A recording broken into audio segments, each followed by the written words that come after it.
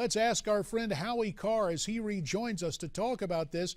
You heard him yesterday. He says that the Senate and Congress will take up an immigration bill. For a whole lot of conservatives, that causes unease. What are your thoughts on what Romney had to say yesterday? JD, I couldn't believe it. Sarah Palin said he seems to be in Never Land. I agree. I hadn't heard anyone talk about border security for 2 years. I mean, that's a joke.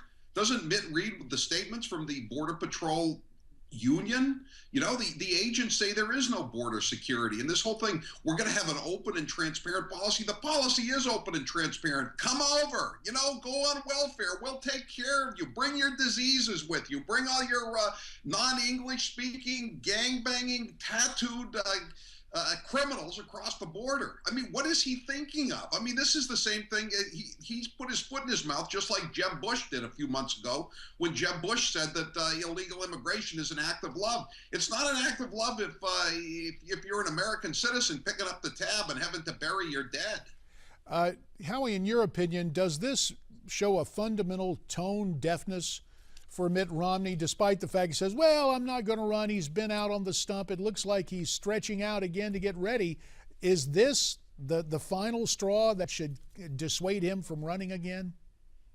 Again, JD, I don't know what he was thinking of. You know, I mean, he's been running around the country. You would think that, you know, just during the meet and greets before or after the speeches, he would have picked up the way that not just the Republicans are feeling, but the population at large is very much down on this. And what's the need for an immigration bill if Obama is planning, as soon as the runoff is over in Louisiana, to basically declare open borders and give 34 million illegal aliens and their relatives a free ticket to the welfare office? I mean, it's kind of a moot point, isn't it? I mean, I think the only thing that the Republicans can do at this stage is, if they take over the Senate. I had Jeff Sessions on my show last week, the senator from Alabama.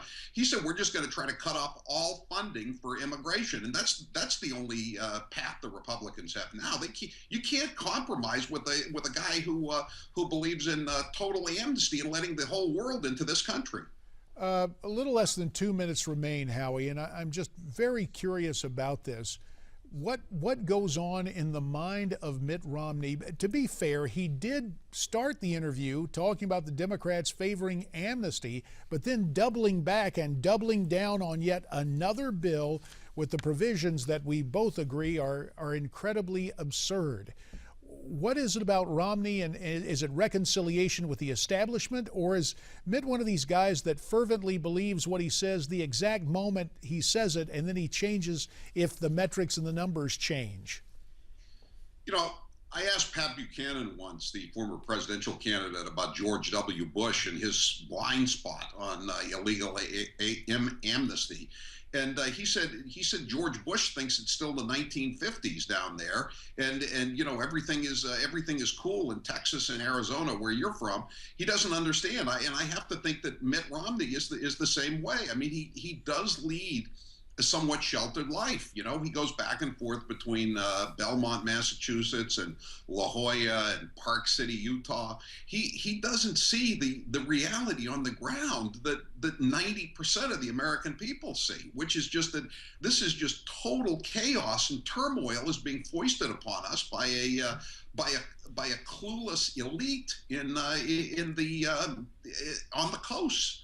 I just don't get it. I thought he was more in tune. I thought he was coming around on this issue. He's been helping out Scott Brown, and that's the only way Scott Brown has maintained an ability to stay in the Senate fight in New Hampshire. And as we know, New Hampshire is the furthest thing from. Boy, it looks like real trouble now for Scott Brown. Those numbers close, but Mitt did not help him yesterday. Thanks, Howie.